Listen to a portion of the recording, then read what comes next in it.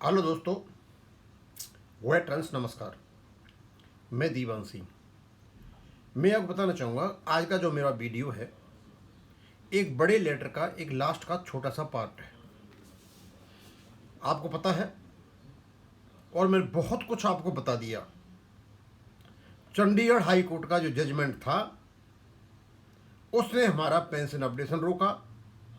उसी जजमेंट ने आईबीए को हिम्मत दी ये कहने की कोई पेंशन अपडेशन का क्लॉज नहीं है, प्रोविजन नहीं है।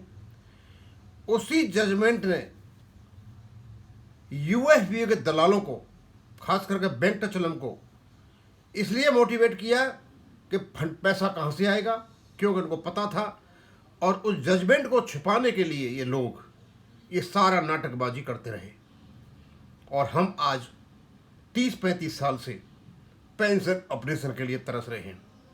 उसी जजमेंट को बहुत विस्तृत रूप में मैं आपको बता चुका हूँ। Clause 12, clause 17, regulation 56, small committee और चलते हुए केस को एक जुडिशियल प्रेसिडेंट बनाना। पूरा का पूरा लेटर लिखने के बाद मैंने सभी सीएमडीज को ईमेल कर दिया है। उनसे पूछा है कि उन्नी कृष्ण साहब ने जो 1509 नंबर सर्कुलर 17/10/2015 को निकाला था, हाई कोर्ट का जो जजमेंट था 9/9/2015 के आधार पर, उसमें जो क्लॉज 12, 17 और 56 और स्मॉल कमेटी और चलते हुए केस की जो बातें की हैं, क्या वे सही हैं? और उनको कुछ क्वेश्चन डाले लास्ट में, पूरी बात बता करके साथ में उनका सर्कुलर भी लगा दिया है। और मैंने उसको 12 के 12 सीएमडी और पीएसबी को भेजा, आईबीए को भेजा और यूएफबी को उनकी ईमेल आईडी पर भेज दिया। सबको मिल जाएगा, अपने आप स्टडी करेंगे, इनका काम है। क्योंकि ये लीगल मैटर है, हम इसको लीगली आगे चलेंगे। हमने बहुत ही रिस्पेक्टफुली सारे सीएमडीज को लिखा है। आप बताएं हमें कि क्या 2017 में, क्या 2015 में क्लॉज 12 अंडर निगोशिएशन था? तो अब ये 5 प्रश्न हमने उनको डाले हैं। इन व्यू ऑफ द एबव, यानी जो कुछ हमने ऊपर लिखा है, it is earnestly requested that the following questions need to be answered by all those who are addressees as they are legally connected to them. addressees 12 बैंकों के जो सीएमडी हैं वो आईवीए और यूएफबीओ के घटक दल, हमें सब बताएं। पहला क्वेश्चन है, was the clause 12 under negotiation on 9/9/2015 when this judgment was delivered? Judgment deliver हुआ था 9/9/2015 को।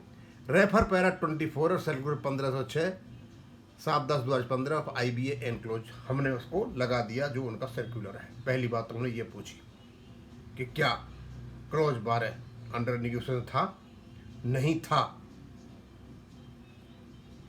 तो फिर उसमें तो पेंशन अपडेशन था, क्योंकि वो ऑलरेडी क्रिस्टलाइज हो चुका था आपके रेगुलेशन में। दूसरा, was there no doubt to refer to regulation 56 and enabling regulation for pension updation? क्या जो रेगुलेशन 56 था, जो enabling रेगुलेशन था, क्या कोई डाउट पैदा नहीं हुआ था जिससे उसका सहारा लिया जाता? अगेन आपका रेफरेंस आया है ये सर्कुलर नंबर पैरा 24 में, सर्कुलर 15 से 6 में, जो 7/10/2015 का है। आईबीए का एनक्लोज कर दिया हमने वहाँ पर। तीसरा, which was the appropriate authority to interpret BPR 995? BPR 995 जो स्टैट्यूटरी और नोटिफाइड रेगुलेशन है, इसका इंटरप्रेट करने की क्षमता किसके पास थी, पावर किसके पास थी? हमने ये पूछा इनसे। Statutory notified regulation on 9/9/2015 high court Chandigarh और आईबीए, किस हाई कोर्ट की थी या आईबीए और एआईबीए की थी? जो कोर्ट ने ये माना 2015 में कि इसके इंटरप्रिटेशन करने की जिम्मेदारी आईबीएस की थी। ये बिल्कुल एकदम निराधार चीज़ थी जो नहीं हो सकती थी। और इनका भी पैरा 24 है 15 से 6 का 7/10/2015 का। न question number 4, what the acceptance है जो स्मॉल कमेटी ऑन 26/3/1994, जब ड्राफ्ट सर्कुलेट हो गया था तो उसके बाद 26/3/1994 को ये कमेटी मिली थी, स्मॉल कमेटी। फिर इन्होंने बोला भाई और कुछ बात कर लेते हैं। इन्होंने वार्ता हुई, एक्सेप्टेंस हुई और ये माना इन्होंने कि pension updation shall be done on the line of RBI. तो क्या ये सिर्फ डिस्कशन था या ये बिल्कुल लीगल एक्सेप्टेंसेज थी। हमने ये पूछा, कोर्ट ने उसको डिस्कशन माना। Number 5, can a court use pending court case as a precedent to negate pension updation? क्या कोई कोर्ट चलते हुए केस को जुडिशियल प्रेसिडेंट बना सकता है, केस लॉ बना सकता है? कभी नहीं हो सकता, ये अलाउड ही नहीं है। चंडीगढ़ हाई कोर्ट ने आरबीआई के चलते हुए केस को, जो हाई कोर्ट में चल रहा था, उसको एक प्रेसिडेंट बनाया। और ये भी हमने दे दिया आपका C para 26 1506 7/10/2015। We feel that a vitiated judgment of high court Chandigarh एक दूषित निर्णय था, खामियों से भरा हुआ निर्णय था, जिसने हमारे यूज बाई आईबीए। और इस दूसरे जजमेंट को आईबीए ने यूज किया किसके लिए? पेंशन अपडेशन 35(1) में नहीं है, और इन्होंने 35(1) को जो अमेंडेड हो चुका उसको निगेट कर दिया। And EIBA to spread like that there is shortage of fund, और आईबीए ने यूज किया इस काम के लिए, EIBA ने, कि भाई फंड की शॉर्टेज है। योर्स फेथफुली दीवान सिंह, मैंने सारा का सारा लिख के डाल दिया। मैं ज़्यादा इसके बारे में क्या बताऊं, क्योंकि मैंने क्या लिखा है वो मैं बाद में बताऊंगा। ऑलरेडी मैं भी, पहले आपको ये जानना चाहिए कि I have sent an this email ID से, मैंने सबको 12 को 12 14 लोगों को भेजा है। अब देखते हैं वो क्या जवाब देते हैं। हमारा काम है लीगली आगे बढ़ना, रिस्पेक्टफुली आगे बढ़ना। हो सकता है हम ही गलत इंटरप्रेट कर रहे हो, तो कम से कम उनकी ओर से कोई इंटरप्रिटेशन आएगा तो हम आश्वस्त हो जाएंगे, हाँ हम गलत थे और वो सही हैं।